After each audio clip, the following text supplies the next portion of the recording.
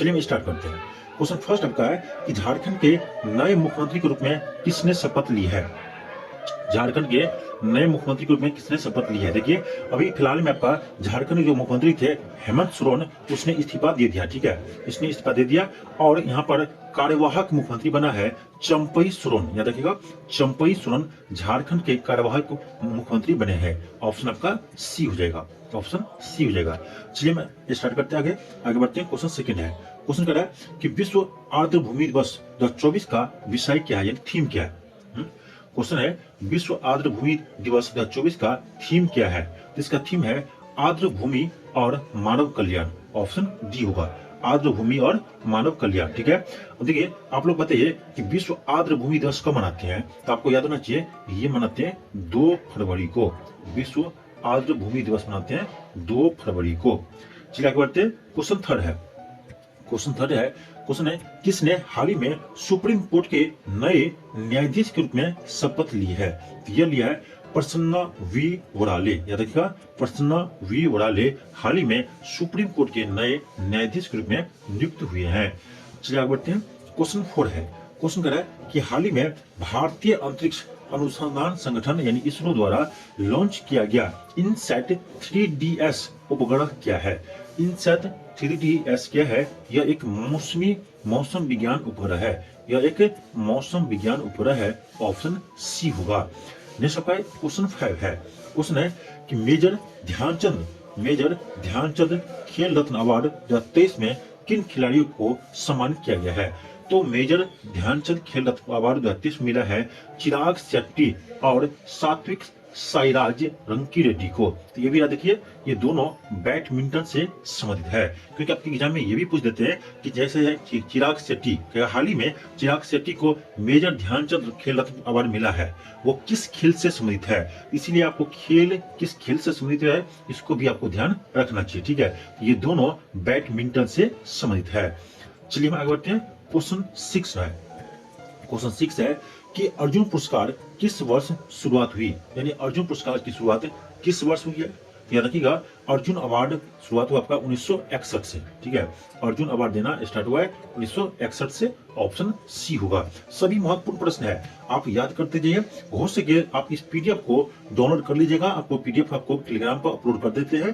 Telegram group आप join कर लीजिए। सेम चैनल का नाम है, जो चैनल का नाम है वही आपका टेलीग्राम ग्रुप का नाम है। आप उस सर्च कीजिए, आपको मिल जाएगा। ठीक है, वहां से आप इस ग्रुप को ज्वाइन कर लीजिए। वहां पर सभी पीडीएफ आपको फ्री ऑफ कॉस्ट में देते हैं। देखिए, पीडीएफ देने का फायदा यह है कि आप पीडीएफ आपको मिल जाते हैं तो एक बार तो वीडियो देख लीजिए, उसके बाद क्या कीजिए, पीडीएफ को हो सके तो आप प्रिंट आउट करवा लीजिए। ठीक है, और वीडियो से आप आंसर की मिला लीजिए। ठीक, तो उससे ये होगा आपको कि आपके पास पीडीएफ आ जाएगा, हाथ में आपका क्वेश्चन रहेगा तो आपको याद जल्दी होता है। ठीक है, इसलिए आपको पीडीएफ देती है।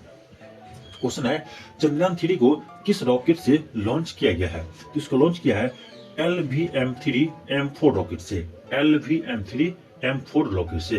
देखिए, आप लोगों को कमेंट बॉक्स में बताना है कि यह चंद्रयान 3 कब आपको ये लैंड किया गया था। ठीक है, कब छोड़ा गया, सॉरी लैंड नहीं, कब उसे लॉन्च किया था, ये आपको बताना है कि चंद्रयान 3 को कब लॉन्च किया गया था। ये आप कमेंट बॉक्स में बताइएगा। चलिए आगे बढ़ते हैं। क्वेश्चन का 8 है, क्वेश्चन है भारत में शून्य बेस बजट का प्रयोग पहली बार किस वर्ष किया गया था? तो ये क्या था, 1987 में। याद रखिएगा, भारत में पहली बार शून्य बेस बजट 1987 में शुरू किया था। ऑप्शन सी होगा। नेक्स्ट होगा क्वेश्चन 9 है, क्वेश्चन कह रहा है कि निम्नलिखित में से कौन सा बजट भारत का पहला पेपरलेस बजट है? बहुत ही इंपॉर्टेंट है। ठीक है, बहुत ही महत्वपूर्ण प्रश्न है कि निम्न से कौन सा बजट भारत का पहला पेपरलेस बजट है? तो आपको जगह ऑप्शन सी बजट 2021-22। बजट 21-22 का भारत का पहला पेपरलेस बजट था। ऑप्शन सी हो जाएगा। सभी महत्वपूर्ण प्रश्न है, ध्यान रखिएगा। नेक्स्ट आपका क्वेश्चन 10 है, क्वेश्चन कह रहा है 6वें खेलो इंडिया युवा गेम्स 2023-24 का आयोजन किस राज्य में हुआ? तो 6वें खेलो इंडिया युवा गेम्स का आयोजन हुआ है तमिलनाडु में। ऑप्शन ए होगा। याद रखिएगा, खेलो इंडिया गेम्स 2024 का आयोजन हुआ तमिलनाडु में। ऑप्शन ए होगा। चलिए आगे बढ़ते हैं। क्वेश्चन आपका 11 है, क्वेश्चन कह रहा है खेलो इंडिया युवा गेम्स 2024 की पदक तालिका में कौन सा राज्य शीर्ष पर रहा है? ये रहा है महाराष्ट्र। याद रखिएगा, महाराष्ट्र शीर्ष स्थान पर रहा है। नेक्स्ट आपका क्वेश्चन 12 है। क्वेश्चन कह रहा है अंतर्राष्ट्रीय क्रिकेट परिषद आईसीसी पुरुष one day cricket of the year 2023 कौन बने हैं? यानी आईसीसी ने पुरुष one day cricket of the year किसे घोषित किया है? ये क्या है? विराट कोहली को। ऑप्शन आपका ए हो जाएगा। नेक्स्ट आपका क्वेश्चन 13 है। क्वेश्चन है अंतर्राष्ट्रीय क्रिकेट परिषद यानी आईसीसी पुरुष emerging cricket of the year 2023 कौन बने हैं?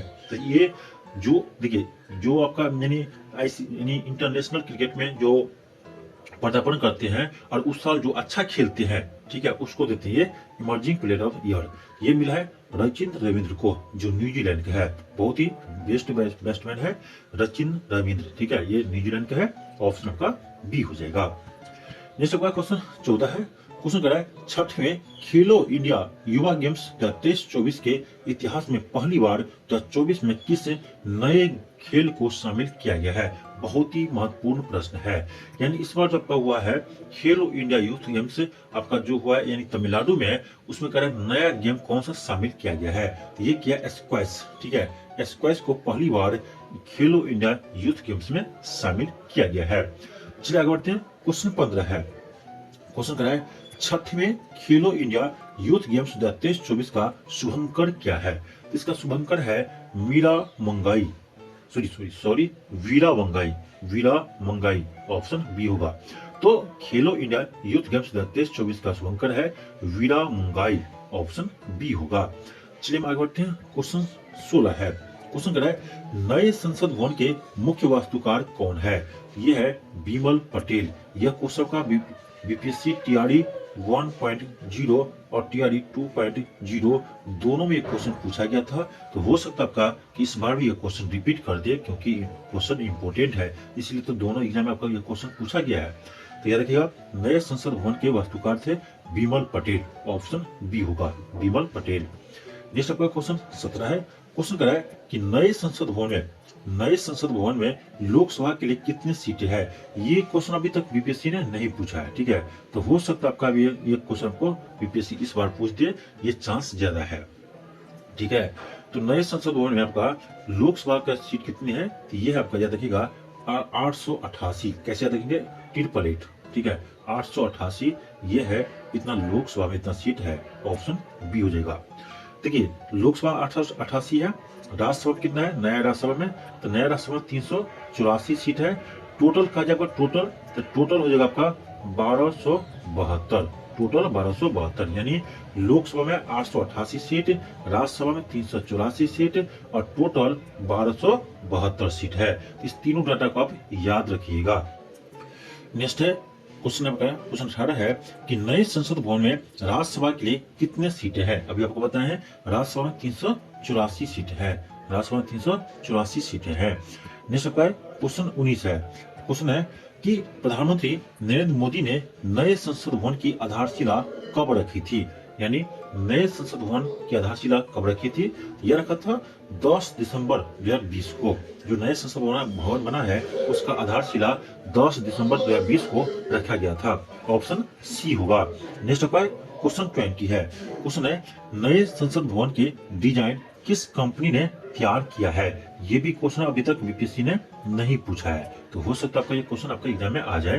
तो नए संसद भवन का डिजाइन किस कंपनी तैयार किया है? ये क्या है? एचसीपी डिजाइन्स कंपनी ने तैयार किया है। और नए संसद भवन का डिजाइन कैसा है? त्रिभुजाकार है, याद रखिएगा नए संसद भवन का डिजाइन त्रिभुजाकार है। नेक्स्ट आपका क्वेश्चन 21 है। क्वेश्चन कह रहा है नए संसद भवन का निर्माण किस परियोजना के तहत किया गया है? यह क्वेश्चन बीपीएससी पूछा है, लेकिन बहुत पहले पूछा आपका, शायद 65वीं या 66वीं बीपीएससी में क्वेश्चन पूछा है, ठीक है, शायद। तो नए संसद भवन के निर्माण में किस परियोजना के तहत किया गया है? ये क्या है? सेंट्रल विस्टा पुनर्विकास योजना, यानी सेंट्रल विस्टा प्रोजेक्ट के तहत नए संसद भवन का निर्माण किया गया है। ये भी बहुत ही महत्वपूर्ण प्रश्न है। नेक्स्ट आपका क्वेश्चन 22 है। क्वेश्चन कह रहा है कि नए संसद भवन में संयुक्त सत्र के लिए कितने सीटों वाला वृहत हॉल बनाया गया है? देखिए इसमें आपका लोकसभा और राज्यसभा का संयुक्त अधिवेशन होता है, उसमें कह रहा है कि टोटल कितने सीट वाला हॉल बनाया गया है? तो ये है 1272। अभी आपको बताए थे कि 1272 टोटल सीट है, तो आपका ऑप्शन सी हो जाएगा। ऑप्शन सी हो जाएगा।